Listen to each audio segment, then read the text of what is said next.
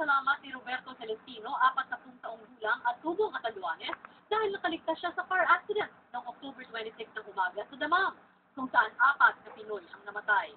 Inoperahan siya sa kaliwang hita at ginamot ang sugat sa kanang paa gawa ng aksidente.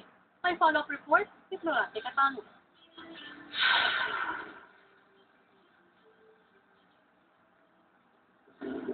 Nagpapahinga si Roberto Celestino, 40 anyos, may asawa at isang anak, nang bisitahin ng balik sa Middle East sa Al-Muwaffaq Hospital sa Damam, kamakailan. Hindi pa niya naigalaw ang kaliwang paa dahil kakaopera lamang ng kanyang hita dahil sa napali ang buto nito. Nakabendahe rin ang kanang paa ng tubong biktima na si Celestino dahil sa mga sugat na natamo.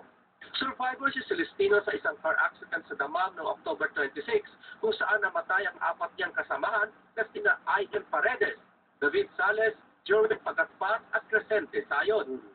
Papasalamat po ako dahil nakasurvive po ako sa aksidente. Bali, ang lima po ako sa survivor. Bali, 4 po, napatay ako na ang buhay.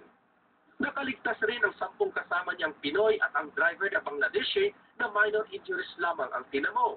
Galing daw sila ng Riyadh papuntang Al-Kubar para mag-outing at maligo sa dagat noong Eid al-Adha holiday nang gumulong ang sinasakyang minivan. Nakaidlip daw ang Bangladeshi driver habang nagmamaneho kaya sila na aksidente.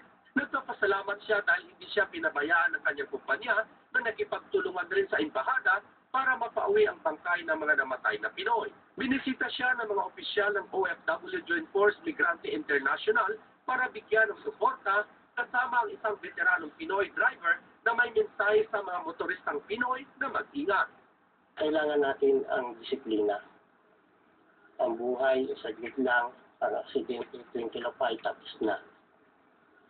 Na talagang kailangan, pag may mga time na tayo naantok, ipahinga natin, huwag na natin ituloy. Huwag natin ipilit. Nagbabalita sa Middle East, Florante Catano, Damam, Saudi Arabia.